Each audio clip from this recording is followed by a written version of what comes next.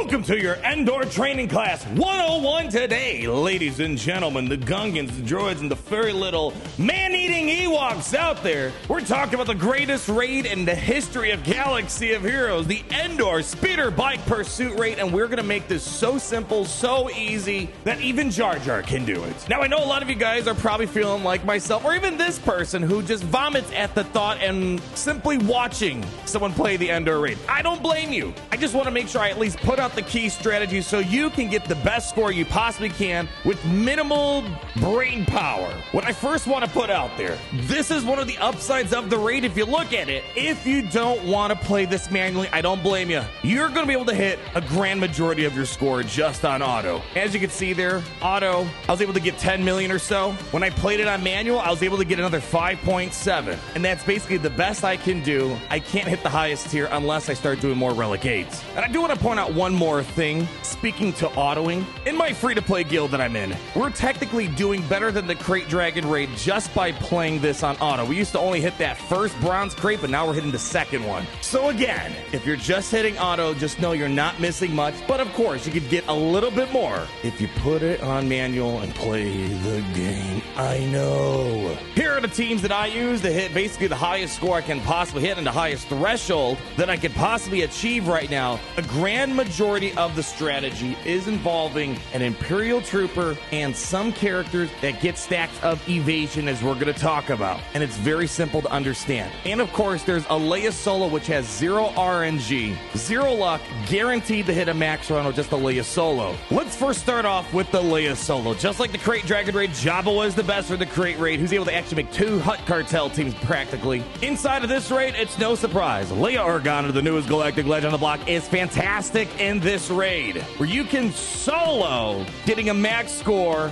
and that's going to be a nice chunk of change for the guild. However, you have to follow the strategy to the T, and you have to play it on manual. And modding is going to be important. We're just going to talk about the LEIA Organa stuff first, since that's very specific to this strategy, but the rest is going to be so simple. This is basically the only few mod loadouts you're going to need, which in comparison to my Crate Dragon raid loadouts, you don't need to make nearly as much, although you have to remod if you want to get the best scores possible. And before we even get into this, I just want to make it entirely clear, I did not like this raid. I've done no legwork. I didn't even feel the interest in looking into these tactics, so a big shout out to my guild. And of course, there are a handful of others helping figuring this out, which is like chewing on glass shards for your Monday morning breakfast for them, I bet. There's a raid server as well for Discord. I'll leave a link down below. They also have come up with some great strategies. I'm simply standing on the shoulders of people who made this more bearable, because I did not like this at all. The strategy for LEIA, the modding comes first. I'm just gonna leave a screenshot on the strategy here that I got from my guild. Number 1, we need to make sure we're hitting a crit avoidance arrow on LEIA, physical offense of 6,000, potency 80%, and a minimum speed of 540.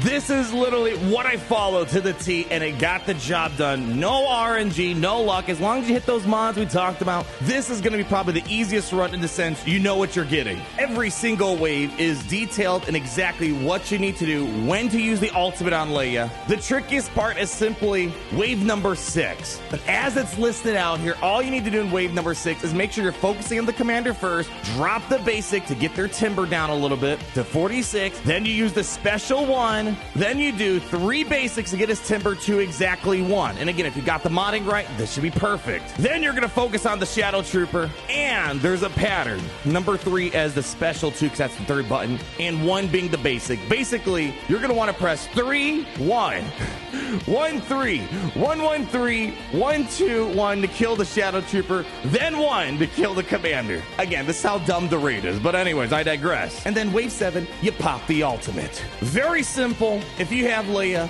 you should be using this. Do not use other characters with LEIA. It's a waste of potential for the other attempts we're going to want to take advantage of. LEIA doesn't need anybody. Now, after you've utilized your LEIA, whether you have or you don't have her, the primary strategy throughout the rest of this is going to be utilizing the stacks of evasion and translating that into doing a lot of damage with your Imperial Troopers. And just recently, there was a fantastic graphic. I couldn't do it any better, so here it is. It's from the SWGOH raid server. And again, link down below if you want to go into the weeds and learn more about the raid. In this raid, you need to forget everything you know about these characters. It doesn't matter. You basically need a combination of 1 trooper and combine it with characters that promote stacks of evasion throughout the rest of the team. team. And as you can see, there's going to be opportunities to even underman the raid and maybe just use 2 to, again, maximize the number of the highest tier possible attempts you can do. Now, this is going to vary depending on what you have available for the highest tiers. By no means do you need to use the exact combinations that I even use. I just utilize the characters to do this combo of 1 trooper plus a character with evasions type of abilities to make it happen for me. So let's say you have a Relic 8 Moff Gideon for some reason, but you don't have a Relic 8 Iden. Use that. You don't need to have these specific characters in this specific way. You just need to do some sort of combination. So go shopping,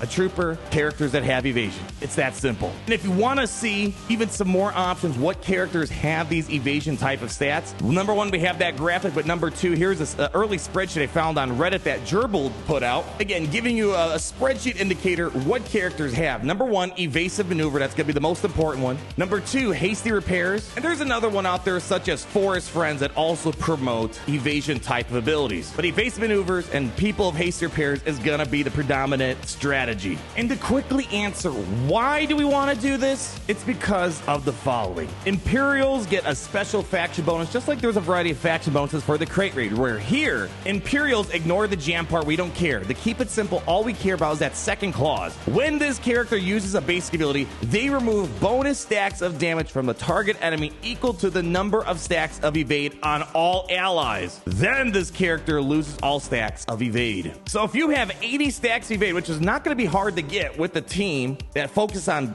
churning out evasion, you're going to do 80 damage on a character. And if in case you don't know what damage is, this is what the damage icon looks like. This is the only thing you should be focusing on dwindling down on the opponent's team. You got it? A lot of these means destroying a lot of these with your Imperial basic. And you'll get to the point you're going to have so much evasion, your trooper's basic is going to basically one-shot. So in order to maximize getting as many evasions to take out as much damage, you need to make sure we're hitting core stats. Basically, we're focusing on a few things. Speed is going to be a number 1 thing. For things like the Imperials, what I did was I tried to get them, it depends on your relics, of course, but when I was doing the Relic 8 tiers, I would try to get things like Iden, Death Trooper, 10,000 or more offense. Keep in mind, leader abilities that generate offense help you hit these stats a little bit better. So Veers, Iden, Gideon, they all have offense ramping mechanisms. The second most important thing we're going to need to focus on, since we're trying to generate evasion, we need to make sure we're maximizing our evasions. This is where tenacity is going to be important. Ideally, you want to get the tenacity of your characters that are producing evasion above 100%. So usually a tenacity cross with a tenacity set should get the job done in most circumstances. Because when you have 100% tenacity or more, you lose less stacks of evasion, basically maintaining as much evasion as you can. So for me, the way I was able to hit my max run possible for my roster, offense, tenacity were the 3 things I was looking at for this strategy of trooper mixed with evasion. However, I want to acknowledge there's another thing that's out there. I haven't been able to try it. I'm not saying it doesn't work or it works well or it works the same, but this graphic right here shows that going for a 70% crit chance and having a crit damage triangle is also good. Crit chance reduces allies' cooldowns, critical damage grants turn meter, so it's just another option to try out. I trust these folks, and the strategy is so simple here. And all you're gonna do is when you have the evasive maneuvers, or you have hasty repairs, or even forest friends in some circumstances that provide evasion, you always want to use it. Otherwise, only use basics. Don't worry about any of the other abilities. They're not helpful for this strategy. My one big tip though, especially once you generate massive amounts of evasion, make sure you're optimally using the Imperial troopers in the best case scenario. There's going to be a point this trooper is going to hit for like over 150. Why waste the Imperial trooper basic ability on someone with only 1 damage when you could start using it on someone else with more stacks of damage? So the Imperial trooper, really there's no preference here on when you shoot. The number 1 tip I could really provide in terms of targeting, use Imperial trooper on the people with the most stacks of damage you need to get rid of. Use things like C-3PO and the other guys who aren't Imperials to clean up the lower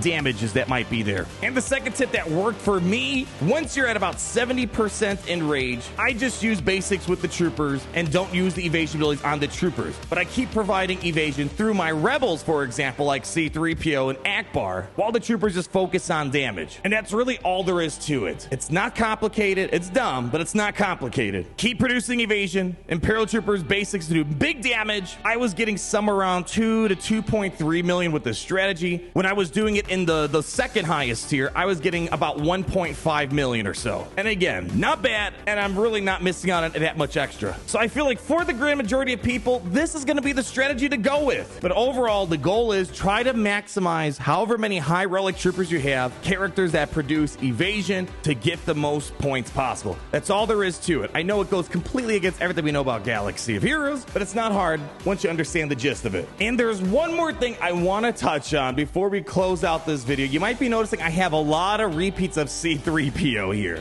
This is currently under investigation, so I can't personally advocate you take C3PO to the higher relicas such as A tier because it might get nerfed. But traditionally, C3PO in a normal situation, when he's the last one in combat, he just escapes. And this has been a strategy for all the other raids, like the Sith Tremor raid, the AAT raid, the Rancor raid, where you can use C3PO in multiple instances. Well, for some reason, CG's not happy with it with this raid. They might nerf it, and they take away that clause for this event. So if you want to risk it, you can use him in multiple items. Again, maximizing the number of trooper plus evasion combos you can pull off. Otherwise, the relegate on C3PO is really a useless one. But if it sticks around, it's something to consider because you are going to get more high scores if the C3PO thing sticks around. And the last thing I want to address, should you go for the Scout Trooper Omicron? Now, the Scout Trooper Omicron's fine, but if I'm able to already basically hit the best scores I can really hit for my roster, unless I do more relegates to hit that one extra threshold, I don't see the benefit of it. It's not like, for example, the LEIA Omicron, where it created a whole niche team that was getting a max score. Again, not saying Scout Trooper Omicron's bad, but this event is a limited time. It's a full expense Omicron requiring 20 pieces. If it was half, I'd say, okay, maybe. But for me, I don't see that there's going to be a material benefit for my roster. I want to make that clear. For my roster, I'm not really going to get anything better out of this for right now. And I'm going to wrap it up there, ladies and gentlemen. I just wanted to put out what I did, how I got the best score I can possibly do. Try to simplify this as much as possible with the modding, with the strategy. It really is a simple raid. It's just cumbersome to have to relearn a game you didn't really want to learn. And visually, it's not appealing, and it's not really a fun raid, at least for me. If you're enjoying it, I'm extremely happy for you. And if you want to go more in depth, like if you want a full-on blown lecture on this type of raid, I highly recommend you check out Gerbil. I leave a link down below. He goes into a lot more depth on the raid in its current form, with basically the same strategies I provided, but much more depth if you are curious to learn more about this. But don't be afraid of the boogeyman, that being the speeder bike pursuit raid. And I just want to put it out there one more time. If you still don't like this raid, you still found even my explanation too cumbersome, too complicated, just know if you put it on auto, I can almost promise you you're going to get most of the damage you could already do on manual. And on top of it, I can promise for most folks, I think you're going to do better in this raid than the Crate Dragon raid because more people probably have these relics met, and it's just really easy to hit auto. Until then, I'm going to find some Ewoks to fry up for dinner. Feel free to join me. But in the meantime, leave that like, comment down below, subscribe so you're not missing a thing, and always remember how it's great to be in the Empire today. The sun never sets. We dominate. We're stronger together.